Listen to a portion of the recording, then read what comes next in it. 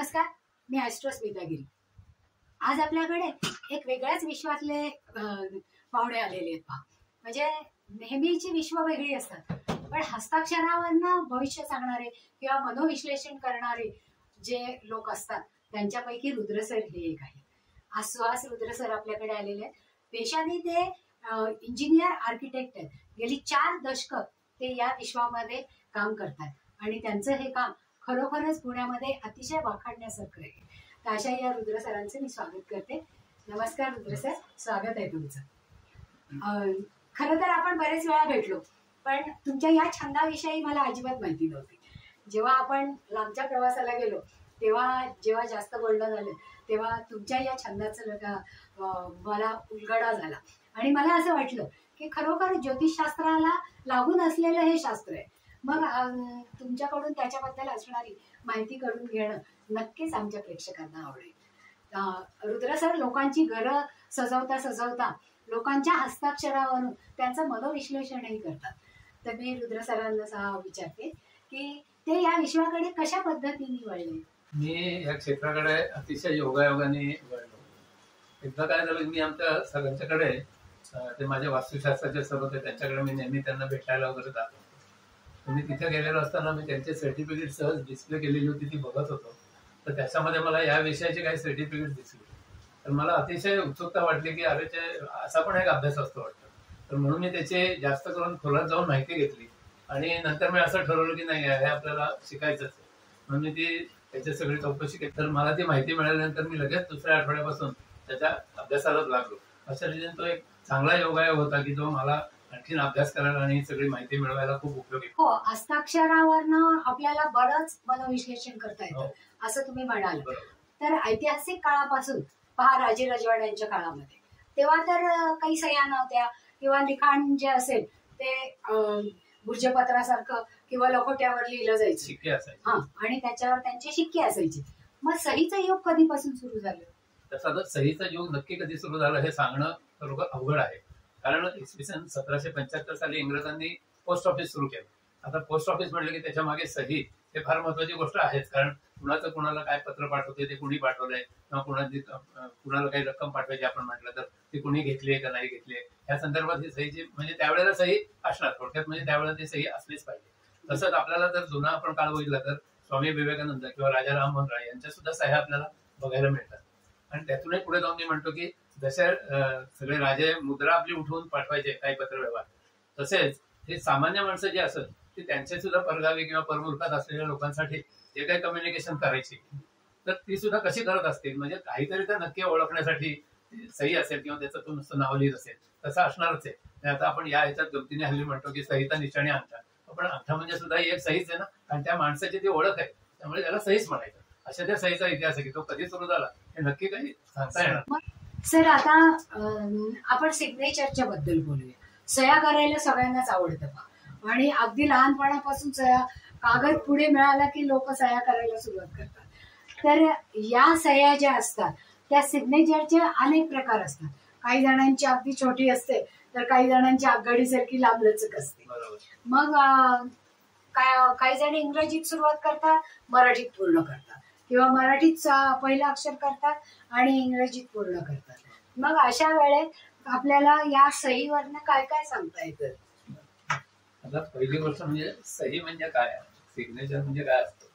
तर सिग्नेचर म्हणजे आपण आपलं व्यक्तिमत्व प्रेझेंट करत असतो की जिथे तुम्ही जात नाही तिथे तुमची सही असते, म्हणजे ती तुम्हाला आधी तिथे रिप्रेझेंट करते असं म्हटलं तरी चालेल। ती आपली सही आपल्याला रिप्रेझेंट करते। मग त्या सहीवरनं तो माणूस कसा आहे, त्याच्या काय क्वालिटीज आहेत किंवा तो त्याला काय मान्य आहे काय अमान्य आहे हे पण त्याच्यावरनं कळतं। याच्यामध्ये त्याची सहीची लांबी, सहीची भाषा, सही आधी कोणत्या अक्षराने सुरू होते का नंतर कोणत्याने संपते त्याचा कुठलाही संबंध येत नाही। फक्त ती तुम्ही सही कशी केली आहे, त्याच्यावर फलाटे कसे आले हे आम्ही बघतो आणि त्याच्यावरनं ती सही कळते किंवा तो माणूस कळतो म्हटलं तरी चालेल। म्हणजे त्यांचा स्वभाव काय आहे, ते केव्हा कसे वागतील बरोबर हे सांगता येतं। काही माणसं हे पहा उजव्या हाताने लिहितात, काही माणसं डाव्या हाताने लिहितात।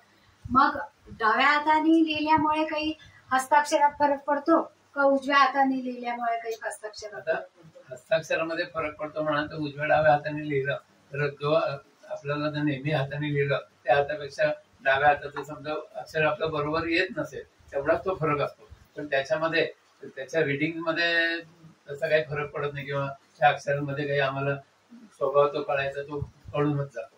आता याच्यामध्ये आपण म्हणतो की उजव्या हाताने लिहिला की आपला डावा मेंदू चालू राहतो जास्ती किंवा डाव्या हाताने लिहिला तो उजवा, तसं तेवढाच तो फरक आहे, बाकी काही नाही. आणि याच्यामध्ये एक महत्वाचं असं सांगायचंय मला की ज्या वेळेला मुलं 5 वर्षाची 6 वर्षाची होतात तर त्याच्यावर मला कोणी सांगितलं की हा 5 वर्षाचा मुलगा याच्या अक्षरावरनं तुम्ही काय सांगू शकता, मी सांगेन की नाही आम्हाला काही सांगता येत. तर तो जोपर्यंत 7 वर्षाचा होत नाही तोपर्यंत काही आपल्याला त्याच्या अक्षरावरनं सांगता येत नाही. की जसं पूर्वीच्या काळामध्ये व्रतबंध करायचे त्याला गुरुच्या घरी पाठवायचे शिकवायला किंवा आश्रमात पाठवायचे, ते कधी पाठवायचे साधारण 8व्या वर्षी पाठवायचे. तर ते जे काय होतं तसं तर त्याप्रमाणे हे 7 वर्ष पूर्ण झाल्याशिवाय त्या मुलाचे विचार नीट होत नाहीत, पक्के होत नाही. त्यामुळे आपल्याला त्याचे आणि हस्ताक्षर म्हणजे काय असतं की जे आपल्या डोक्यातनं मेंदूमध्ये जे विचार चालू असतात ते आपण कागदावर उठवतो. तर त्याचे त्या वयामध्ये ते होत नसतात 7 वर्षाच्या आधी, म्हणून आपल्याला त्याचं आधी काही सांगता येत नाही. बरोबर. म्हणजे जसं आमच्याकडे ज्योतिषांकडे लोक जन्म झालेल्या बाळाचं भविष्य करायचंय बघायचंय म्हणतात, तर तेव्हा आम्ही हेच सांगतो की तो मुलगा जोपर्यंत आई वडिलांवर अवलंबून आहे तोपर्यंत सांगता येत नाही. फक्त बालारिष्ट योग वगैरे काही आहे का हे आम्ही फक्त तेव्हा बघतो. त्याच्यानंतरच्या आयुष्यामध्ये काय फरक पडेल हे पुढे त्यांच्या आई वडिलांवर ते अवलंबून. म्हणजे हे काय शेवटी आपण असं म्हणू की हस्ताक्षर आणि हे कुंडली शास्त्र हे एकमेकाला पॅरलल मध्ये चाललेलं, एकमेकाच्या आधाराने एकमेकाचं ते आपल्याला म्हणजे त्याचे जर सांगड घालायचे तर घालता येईल. म्हणजे तसं पाहिलं तर हे हँड इन हँड जाणार शास्त्र आहे की ज्याचा व्यक्तीच्या प्रगतीसाठी आणि वैयक्तिक प्रगती करण्यासाठी याचा जास्तीत जास्त उपयोग होतो. आता काही वेळा अशी काही उदाहरणं आहेत का की जी सही बदलल्यामुळे त्यांच्या आयुष्यामध्ये फरक पडलेला आहे किंवा त्यांना यश मिळालेलं आहे, त्यांना कीर्ती मिळालेली आहे? अशी सुद्धा उदाहरणं आहेत. आता बऱ्याच लोकांची सही बघितली तर काही लोकांची अशी गिचमीड असते, काही लोकांची अशी स्वतःचं नाव स्वतःच फोडल्यासारखी असते. तर याच्यामध्ये हे बरेचसे त्या व्यक्तीचे त्याच्यामध्ये स्वभाव कळत असतात आणि त्या स्वभावातनं किंवा त्याच्या सवयीवरनं लकबीवरनं या माणसाला आयुष्यात यश मिळणार आहे का अपयश मिळणार आहे हे पण कळतं. तसं मला एक आठवतंय आणि त्यांची जी सही होती ती म्हणजे बरोबर नव्हती, म्हणजे आम्हाला ती प्रोग्रेसिव्ह अशी वाटत नव्हती. म्हणून माझे एक सहकारी माझ्या बरोबर होते, माझ्याच चांगला अभ्यास करणारे. त्यांनी त्यांना सांगितलं की मॅडम तुमची सही बदला. त्यांचा दवाखाना जो होता ना तो अगदी एका छोट्या जागेत आणखी अगदी अशा कसा तरीच होता, म्हणजे प्रेझेंटेबल नव्हता. तर मग त्या माझ्या मित्रांनी त्यांना सांगितलं की तुम्ही जरा सही बदला आणि सांगा मला काय जादू. आणि त्यांनी ते ऐकलं म्हणजे आणि त्यांनी सही बदलली आणि काही महिन्यातच त्यांना प्रगती दिसली आणि त्या आता त्यांच्या स्वतःच्या जागेत व्यवसाय करतात. म्हणजे हा सुद्धा एक हे असतो की आपल्या सहीवरनं सुद्धा आपली प्रगती होणार आहे का नाही या गोष्टी त्याच्यामध्ये कळतात आणि त्या आपण आपल्या हातात असतात. म्हणजे आपण जर सुधारवलं तर नक्कीच आपली प्रगती होते. हा सुद्धा एक प्रकारचा प्रयत्नच आहे प्रगतीसाठी. बरोबर. म्हणजे यशाकडे जाण्यासाठी त्या पहिल्या पायऱ्या असतात असं आपण म्हणू शकतो. तर आता सही करताना काही लोक उतरत्या भागात करतात, चढत्या भागात करतात, सरळ लेवलवर करतात किंवा आपलंच नाव फोडून टाकतात किंवा वडिलांचं नाव, आपलं नाव किंवा आडनाव याला कशावर तरी जास्त भर देतात. तर याच्याबद्दल तुम्ही काय म्हणाल? सहीच्या मध्ये काय असतं की सहीमध्ये 4 प्रकार असतात, म्हणजे 4 भाग असतात मी असं म्हणेन. तर पहिलं जे अक्षर असतं ह्या सहीतलं जे पहिलं अक्षर असतं ते स्वतःला रिप्रेझेंट करतं. दुसरं जे अक्षर असतं ते आपल्या वडिलांना करतं. तिसरं जे अक्षर असतं ते आपली पत्नी किंवा आई जे कोणी असते ते. आणि चौथा जो भाग असतो तो कुटुंबियांचा असतो. तर आता काही मंडळी काय करतात की पहिल्याच अक्षराला वर करतात. म्हणजे याचा अर्थ काय की तो माणूस जो आहे ना हा स्वतःभोवतीच केंद्रित असणार. म्हणजे तो पती किंवा एखाद्याचा मुलगा किंवा त्याच्यात तो चांगली वागणूक तिथे त्याची असणार नाहीये, कारण तो स्वतःभोवतीच गुरफटला तो दुसऱ्यांकडे काय बघणार असा त्याचा अर्थ होतो. किंवा एखाद्याचं असं असतं की स्वतःचं अक्षर पहिलं मोठं आणि वडिलांचं अगदी छोटं, म्हणजे तो वडिलांना डॉमिनेशन नक्की करणार. आम्ही 100% सांगतो की हा वडिलांचं ऐकत नाही किंवा वडिलांना डॉमिनेट करतो. अशा या गोष्टी या सह्यांमधून आम्हाला लगेच लक्षात येतात. म्हणजे सह्यांच्या या पद्धतींवरनं आपण बरंच काही सांगू शकतो आणि बरीच माहिती आपल्याला मिळू शकते. आता प्रोफेशन मध्ये जे खूप काही लेखक आहेत पहा. काही लेखक आहेत, कवी आहेत, चित्रकार आहेत. मग आपल्याला असं म्हणता येईल का की 7 वर्षांनंतर तुम्ही म्हणला की मुलांचं अक्षर पक्क झाल्यानंतर आपण ते ओळखू शकतो, मग ते कुठल्या प्रोफेशन मध्ये जातील हे सांगता येईल का? आता कसं आहे की सहीवरनं 4 गोष्टी कळत नाहीत किंवा या अक्षरावरनं आम्हाला 4 गोष्टी कळत नाही. त्याच्यामधला एक आहे की तो पुढं काय करणार आहे, प्रोफेशन आपण त्याला म्हणतो. दुसरी गोष्ट जेंडर म्हणतो आपण त्याला, म्हणजे ती अक्षर काढणारी व्यक्ती स्त्री आहे का पुरुष आहे, हे आम्हाला त्याच्यावरनं नाही सांगता येत. मी अशा काही व्यक्तींच्या सह्या बघितलेल्या आहेत, त्याचा थोडाफार अभ्यास म्हटला तरी केलेला आहे. उदाहरणार्थ मी तुम्हाला अगदी सगळ्यांना माहीत असलेल्या व्यक्ती आधी लता मंगेशकर. तर लता मंगेशकरांची जर सही बघितली तर तो त्यांच्या सहीमधला जो ल आहे ना, टिपिकली तो लचा जो हे आलेला आहे खाली, तो अगदी त्यांचा आलाप घेतल्यासारखा तो ल आहे. म्हणजे त्याच्यावरून काही त्यांचा व्यवसाय कळतो असं नाही, पण त्याच्यातल्या गमती तुम्हाला सांगतो. किंवा पंडित हृदयनाथ मंगेशकर हे सुद्धा उत्तमपैकी संगीतकार आहेत. तर त्यांच्या सहीमध्ये आहे ना, जर तुम्ही बारकाईने बघितलं तर फोनोग्रामची पेन दिसते. किंवा अजून एक तुम्हाला उदाहरण सांगतो, तर महाभारत आपण सगळ्यांनी पाहिलं. तर महाभारतातले एक अभिनेते आहेत फिरोज खान म्हणून, त्यांनी अर्जुनाचं मराठचं काम केलेलं आहे. तर त्यांच्या सहीमध्ये धनुष्यबाणाचा भास होतो. किंवा अजून एक सांगतो तुम्हाला सगळ्यांना ओळखू येईल असं की त्या 3 गोष्टी मी सांगितल्या फार तर बारकाईने बघायला लागतील. पण हरिप्रसाद चौरसिया जे प्रसिद्ध बासरी वादक आहेत ना, त्यांच्या सहीमधली जी खालची रेग आहे ना, ती चक्क बासरी आहे. तर म्हणजे या सगळ्या गोष्टी जर आपण बघितल्या तर आश्चर्यकारक वाटतं. आता यांनी काही त्यांचा व्यवसाय आपल्याला कळलेला नाही, आपल्याला माहिती आहे म्हणून आपण ते फक्त सांगड त्याच्यामध्ये घालतोय की अरे हे बासरी वाजवतात, त्यांच्या सहीमध्ये बासरी आहे. त्यामुळे अशा गमती जमती खूप बघायला मिळतात या अक्षरांच्या प्रकारामध्ये. बरोबर. म्हणजे जेव्हा आपण ह्या इतक्या वेगळ्या वेगळ्या सह्या बघतो, म्हणजे हे सुद्धा एक शास्त्रच आहे ज्योतिषशास्त्राप्रमाणे, की ज्याच्यामुळे मनाची अवस्था किंवा विचार करण्याची पद्धत किंवा कशा पद्धतीने ही व्यक्ती कोणत्या प्रसंगात वागू शकते हे आपण स्पेसिफिक सांगू शकतो. तर तुम्ही असं काही उदाहरण सांगू शकता का की ज्योतिषशास्त्रातल्या वेगळ्या वेगळ्या शाखा एकत्र करून आपण त्याची जर सांगड घातली तर रिझल्ट एकच येतो? बरोबर. हे तर मला असं तुम्ही हा प्रश्न विचारला त्यावेळी मला एक गोष्ट आठवली की माझ्या अभ्यासाच्या काळामध्ये मी एका सेशनसाठी एका गावाला गेलो होतो. म्हणजे सिनियर शिक्षक आमच्या बरोबर होते, गुरुजी म्हणूया ते बरोबर होते. आणखीन एका घरामध्ये आम्ही गेल्यानंतर त्यांनी त्यांचे वास्तुशास्त्र आणखी ज्योतिषशास्त्राची त्यांनी काहीतरी रिडिंग पाहिली आणि सहज मला सांगितलं की तुम्ही जरा ह्याचा या मुलाचा हस्ताक्षर बघून जरा रिडिंग काढावं. तर मी लगेच सरांची आज्ञा होती, मी बसलो तिथे आणि त्याच्याकडनं काही गोष्टी लिहून घेतल्या आणि त्यांनी अक्षर त्याचं बघून मी त्याला 4-5 प्रश्न विचारले. आणि मुख्य म्हणजे सर ऐकत होते आणि सरांची रिडिंग आणि माझी रिडिंग तंतोतंत जुळली होती की जी मी अक्षरावरनं सांगितली होती तीच सरांनी ते प्रेडिक्शन वास्तूवरनं पण काढली होती आणि त्याच्या पत्रिकेवरनं पण काढली होती. म्हणजे मग त्यावेळेला माझ्या नक्की लक्षात आलं की हे सगळं एकमेकाला हँड इन हँड जाणाऱ्याच गोष्टी आहेत. म्हणजे जर एखाद्याने असा ब्युरो तयार केला ना की हे सायन्स अक्षराचं, हे कुंडली शास्त्र आहे, हे अजून याचं आपण म्हणतो हस्तसामुद्रिक आहे, तरी सगळ्या ठिकाणी सगळ्यांची रिडिंग आहे ना शेवटी एकाच ठिकाणी जातात असं माझ्या लक्षात आलं. म्हणजे पंचतत्वानी हे सगळं बनलेलं आहे.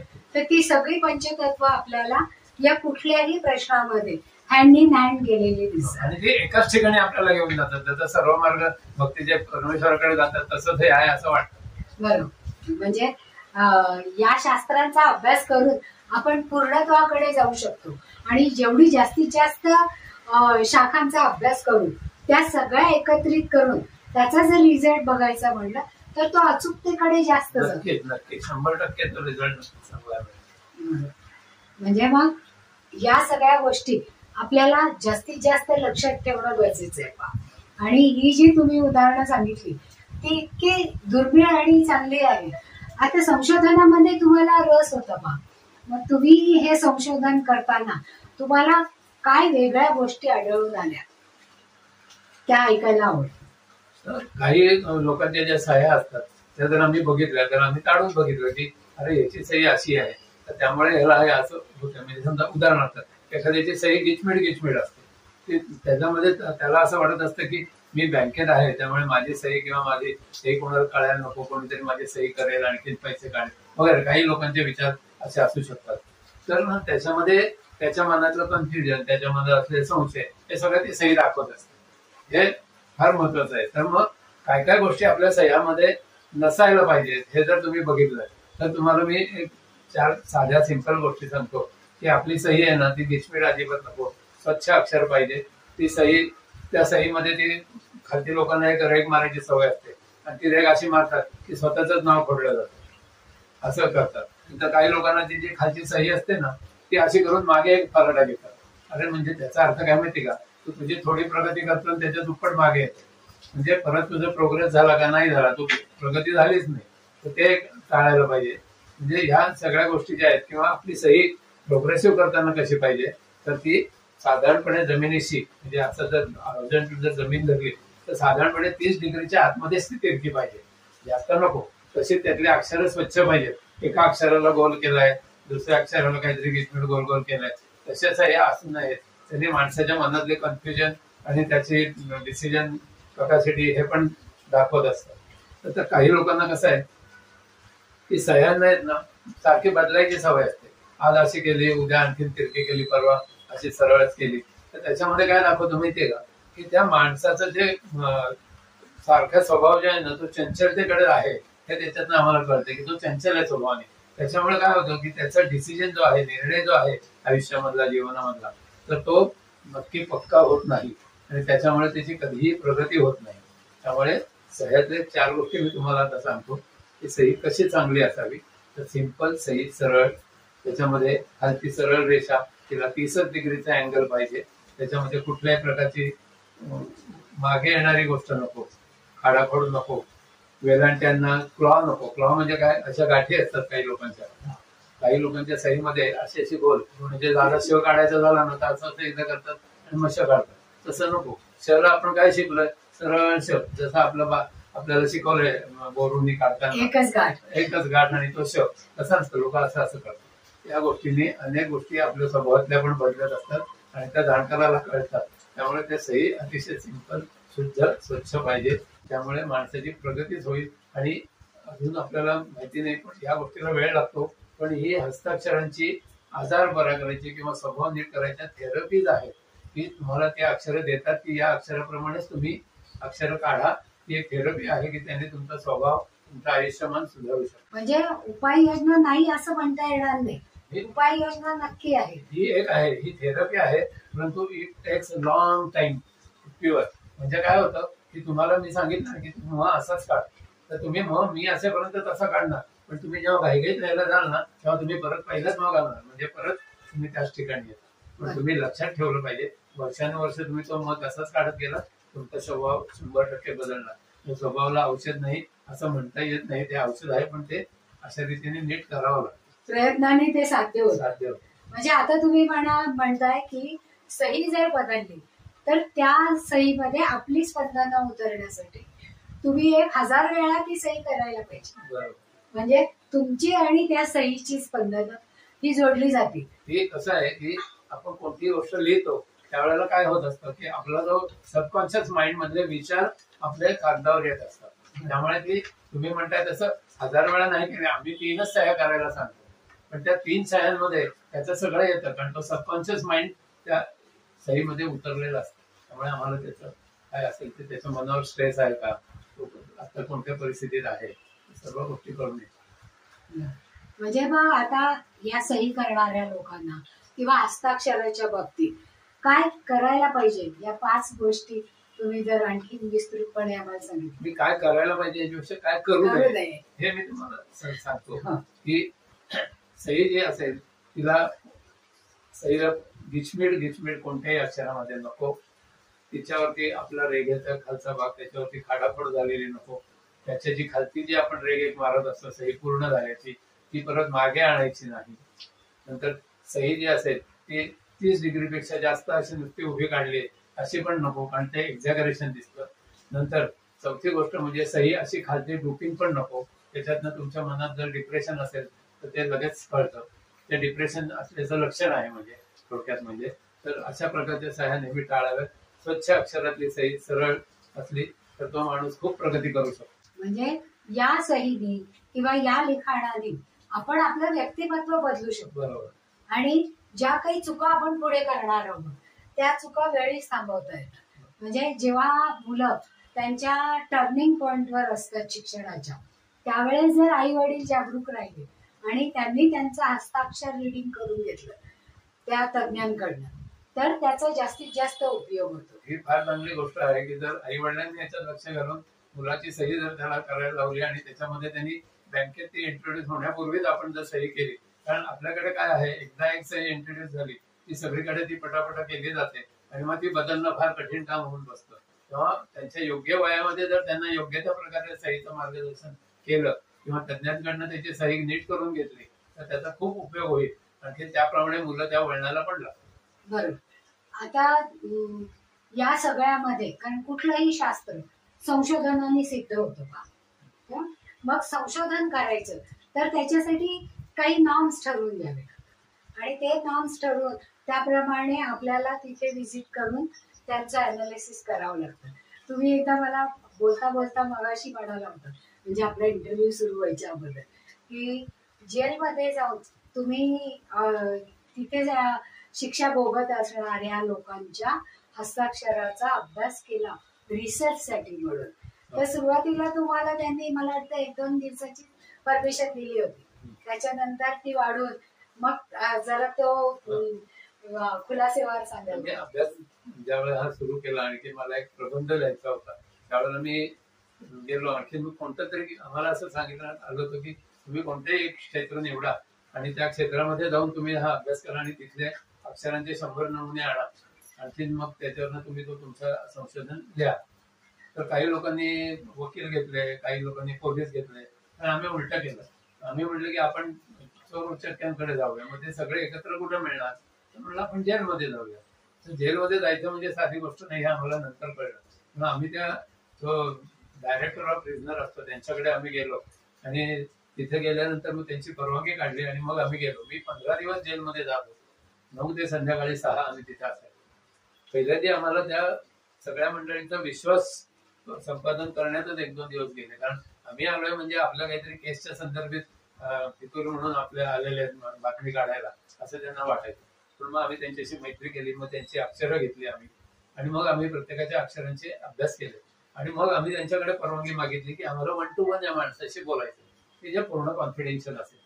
मग आम्ही वेगळी खोली आम्हाला देण्यात आली. अतिशय त्या लोकांनी आम्हाला कॉपरेट केलं, जेलर्सनी केलं आणि मग आम्हाला त्यांनी एकेकाला समोरासमोर बसवलं. मग आम्ही त्यांना प्रश्न विचारायचो आणि मग आमची रिडिंग आम्ही लिहिलेली होती.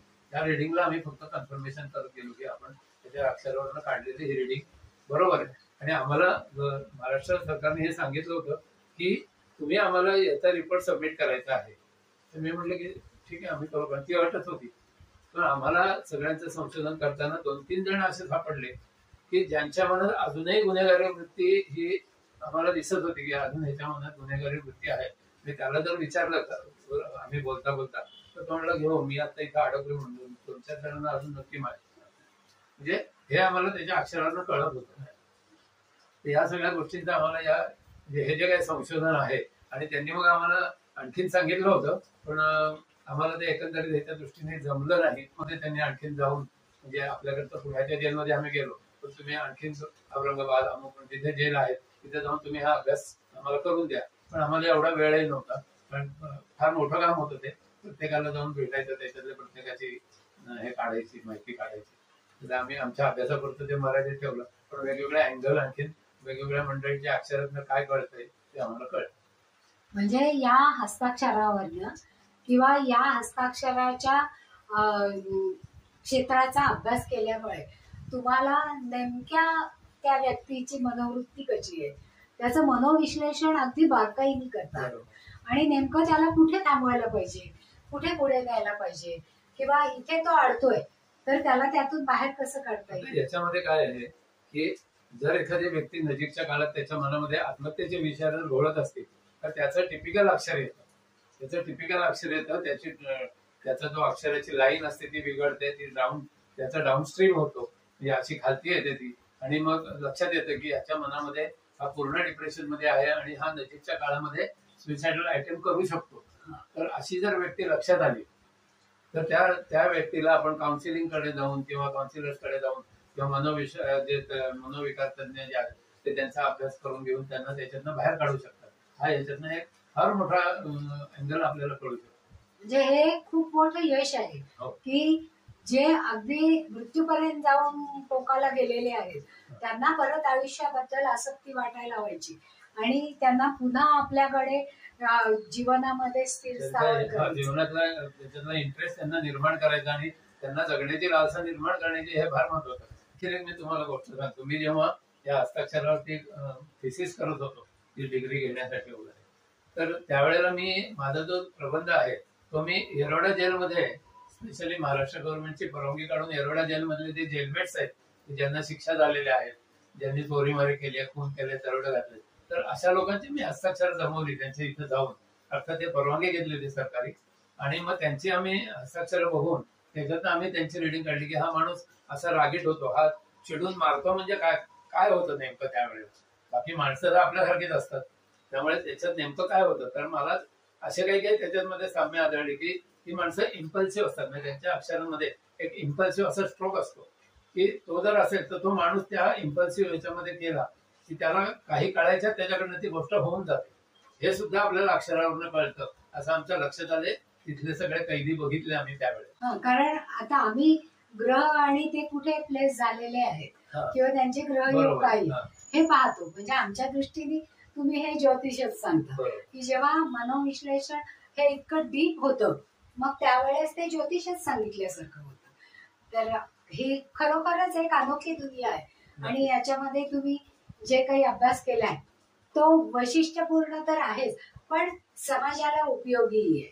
नक्कीच आहे. आणि जी लोक म्हणतात की नाही याच्यावर तुम्ही अंधश्रद्धेने विश्वास ठेवू नका वगैरे वगैरे, हे जे चाललेलं असतं, तर हे तसं नाही आहे. हे सायन्स आहे आणि जर्मनीमध्ये याच्यावरती खूप अभ्यास झालेला आहे, याच्यावरती पुस्तकही आहे. त्यामुळे हे मजेशीर आहे, थोडंसं सगळ्यांना इंटरेस्ट घेण्यासारखं. माझ्या मते कसं आहे की या सगळ्या ज्या गोष्टी आहेत, आता काही कंपन्यांनी तुम्हाला सांगितलं की याच्यामध्ये रेझ्युमे जे घेत आहेत ते सगळेजण हस्ताक्षरामध्ये घेत आहेत आणि त्याचा हा या क्षेत्राला खूप चांगला उपयोग होऊ शकतो. म्हणजे या क्षेत्राचा त्या लोकांना की त्यांनी जर असे घेतले एक पुस्तक कागदावरती अर्ज, तर त्या अर्ज जर प्रॉपर माणसाकडे पाठवले या हस्ताक्षर तज्ञांकडे, तर त्यांच्याकडनं त्याचा खूप चांगला उपयोग होईल. त्या संस्थेला कळेल की हे व्यक्ती आपल्याला उपयोगी आहे की नाही, त्याच्याकडनं गुन्हेगारी होणार आहे का, फ्रॉडंट आहे का, काय, या सगळ्या गोष्टी आपल्याला कळतील. हा एक मोठा खूप उपयोग आहे, संस्थेला पण आहे आणि त्या माणसाला पण आहे. त्या माणसाला त्या संस्थेने घेतलं म्हणजे तो तिथं टिकणार हे 100% झालं. म्हणजे आज जे सारखं हा माणूस टिकला नाही, त्याला काढा, त्याला नवीन द्या, हे जे खर्च पण होतो त्याच्यामध्ये आणि अनुभव पण त्या माणसाचा वाया जातो त्याला दिला, या गोष्टी टाळू शकतो. म्हणजे संस्थेला एक ऍसेट म्हणून हे जे त्यांचे कामगार मिळणार असतील ते या निकषावर घासून हस्ताक्षराच्या जर त्यांनी निवडले तर ते जास्त लॉंग टर्म पर्यंत त्यांच्याही दृष्टीने आणि संस्थेच्या दृष्टीने. याच्यामध्ये मला असं सांगत होते की जे तरुण आहेत तर त्या तरुणांचे जे अक्षर जर बघितले तर आम्हाला अशा अक्षरावरनं लक्षात येतं की हा चिटर आहे, हा खोटा बोलू शकतो, घरातल्या लोकांशी बोलू शकतो आणि त्याचप्रमाणे तो बाहेरच्याही गोष्टीशी लोकांशी बोलू शकतो. म्हणजे तो गुन्हेगारीकडे वळू शकतो. जो चिटर आहे तो आज छोट्या गोष्टीमध्ये फसवेल, नंतर तो मोठ्या गोष्टी करेल, तर त्याला वेळीच सावरून त्याच्या मनातले ते विचार काढून टाकून त्याला चांगल्या मार्गावर आणण्यासाठी पण या गोष्टीचा उपयोग करून घेते. खूप छान सर, तुम्ही इतकं विस्तृत आणि सुरेख एक्सप्लेनेशन दिलेलं आहे की बस. म्हणजे ज्या गोष्टी हिडन होत्या म्हणजे वरवर नुसत्या वाटत होत्या की एवढंच पाहता येतं, एवढंच कारण सही तर आपण सगळ्या ठिकाणी करतो, बँकात करतो, लॉकरला करतो, काही खरेदी करायची असली तरी करतो. मग त्यातून आपलं हित कशात आहे नेमकं हे आपल्या लक्षात येतं आणि त्याप्रमाणे आपल्याला जास्तीत जास्त मदत मिळू शकते. तर तुम्ही ही जी काही विस्तृत माहिती आम्हाला दिली त्याबद्दल सर खरंच खूप धन्यवाद आहेत. आणि तुम्हाला इथे ॲस्ट्रोस्मितागिरी या चॅनलवर आल्यामुळे काय वाटलं? मला एक म्हणजे या चॅनलचं एक महत्वाचं वाटलं की यातल्या ज्या संचालिका आहेत त्या तळागाळातल्या लोकांकडे जाऊन त्या लोकांच्या कडचे जे गुण आहेत ते वेगळे वेचून घेतात, आणखी त्याप्रमाणे ते चॅनलवर आणण्याचा प्रयत्न करतात. नाहीतर हे सायन्स किंवा म्हणजे हे सायन्स इतर मोठ्या लोकांनी आणलं असेल, पण ते माझ्यासारखे अगदी याच्यातले जे लोक आहेत तळातले जे म्हणतो आपण की तसे लोक आहेत की त्यांना या सायन्समध्ये काहीतरी माहिती आहे आणि ती लोकांना पोहोचवावी अशी मनापासून इच्छा आहे. ते या चॅनलद्वारे होते हे बघून मला खूप आनंद झाला. धन्यवाद सर. म्हणजे अशाच तऱ्हेने आपल्याला भेटता येईल आणि नवीन नवीन माहिती आमच्या दर्शकांपर्यंत पोहोचवता येईल याचा प्रयत्न मी नक्कीच करेन. आवडला असेल तर लाईक करा, सबस्क्राईबही करा आणि पुढे आम्हाला आणखी कोणते इंटरव्ह्यू, कोणत्या क्षेत्रातले इंटरव्ह्यू तुम्हाला बघायला आवडतील याबद्दल सजेस्ट करा. नक्कीच मेसेज करा आणि तुमच्या ज्या काही मनोकामना असतील त्या खाली दिलेल्या फोन नंबरवर आम्हाला कळवले तरी आमची टीम त्याला उत्तर देईल आणि जास्तीत जास्त प्रश्न आमच्याकडे येतील आणि ते सॉल्व्ह करण्याचा आम्ही प्रयत्न करू. धन्यवाद रुद्र सर, धन्यवाद. पुन्हा भेटूया.